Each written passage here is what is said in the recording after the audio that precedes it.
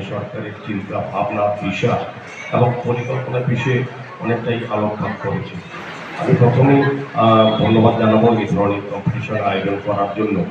এর থেকে কী হবে, যারা আজকে অংশগ্রহণ করেছেন তাদের প্রতিগত বিদ্যার পাশাপাশি নিজেকে সুস্থ রাখা, শারীরিকভাবে সবল রাখা, মানসিকভাবে নিজেকে প্রস্তুত করা, এবং আমি বলবো সমস্ত ক্রীড়া ক্ষেত্রে এটা সম্ভব এইগুলি উপলব্ধি করা যায় বা নিজেকে তৈরি করা যায়। কিন্তু ক্যারাটে একটা এমন জিনিস আমার মনে হয় যে নিজেকে সেলফ ডিফেন্সের ক্ষেত্রে একটা বিশেষ জায়গায় এটা হয় না।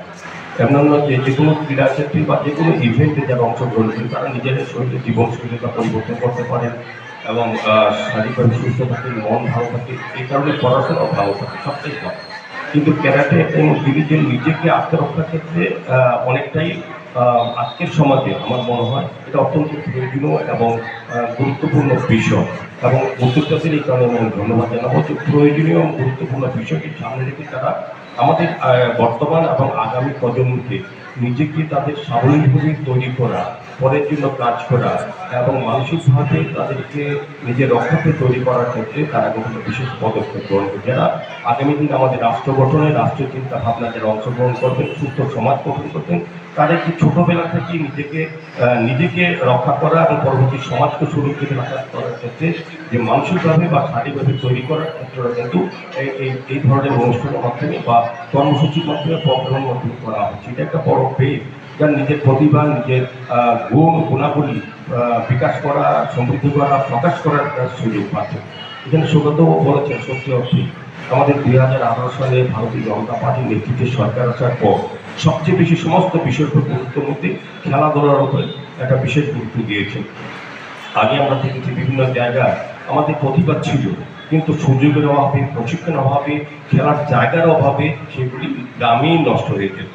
এখন বিভিন্ন জায়গায় স্টেডিয়াম করা হচ্ছে, মাঠগুলি তৈরি করছে, সিনথেটিক বিভিন্ন টার্ফ উইকেট জায়গা মাঠ তৈরি করাতে হচ্ছে, বিভিন্ন খেলাধুলার জায়গায় তৈরি করেছে, যেখানে প্রতিভাগুলি বিকাশ করা, প্রকাশ করা, সমৃদ্ধ করার এবং তাদেরকে তুলে ধরার চেষ্টা করা হচ্ছে।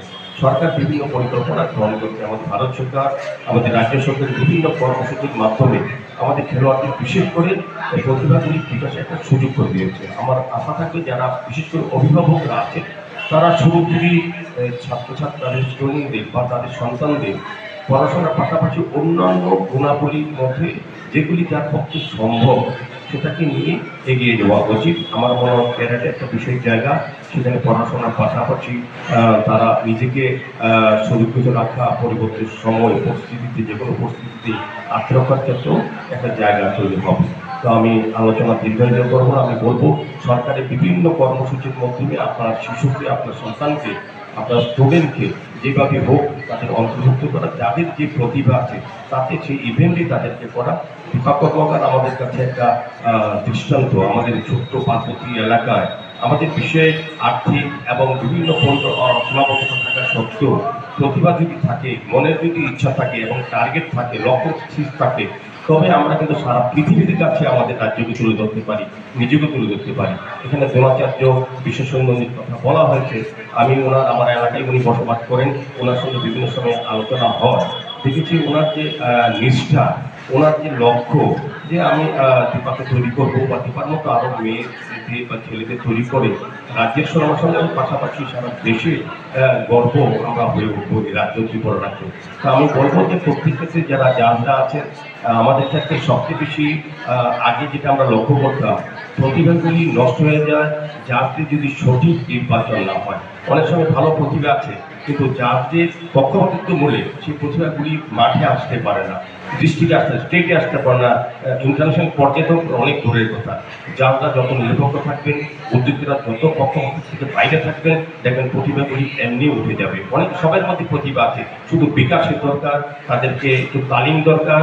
সেক্ষেত্রে আমাদের সরকার কাজ করছে, পোস্ট কাউন্সিল কাজ করছে, এবং আমরাও বিভিন্ন এনজিও বা সমাজসেবা বা সমাজ সংস্কারও বা যারা ক্রীড়ামুখী বা ক্রীড়া সংগঠক সবাই চেষ্টা করছি রাজ্য সরকারের পাশে থেকে। তো আমার বিশ্বাস থাকবে আজকে বিবেকানন্দ ব্যায়ামাগার ধন্যবাদ জানাবো, একটা ভালো জায়গায় একটা বহু প্রাচীন একটা ব্যায়ামাগার যারা এই রাজ্যে প্রথম তারা শরীরচর্চায় সুযোগ, তখন এই ধরনের জিম টিম ছিল না, আধুনিক সিস্টেম ছিল না, তখন এই ব্যায়ামাগারের উপরে নির্ভর করতো শরীরচর্চা। এখন অনেক আধুনিক ব্যবস্থা হয়েছে, এখন ঘরে ঘরে জিম হয়ে যাচ্ছে, এলাকায় এলাকায় অনেক সুযোগ এসছে। আমি বলবো শিক্ষা হোক, স্বাস্থ্য হোক, পর্যটন হোক, কৃষি হোক এবং ক্রীড়ার ক্ষেত্রেও এই রাজ্যে ব্যাপক একটা পরিবর্তন হচ্ছে। এই সুযোগ আমাদেরকে গ্রহণ করতে হবে, আমাদেরকে নিজেকে আরো বেশি সমৃদ্ধ করতে হবে এবং কম্পিটিশনের ক্ষেত্রে আমাদের দীপা কর্মকরের মতো নিষ্ঠা এবং আন্তরিকতা এবং এই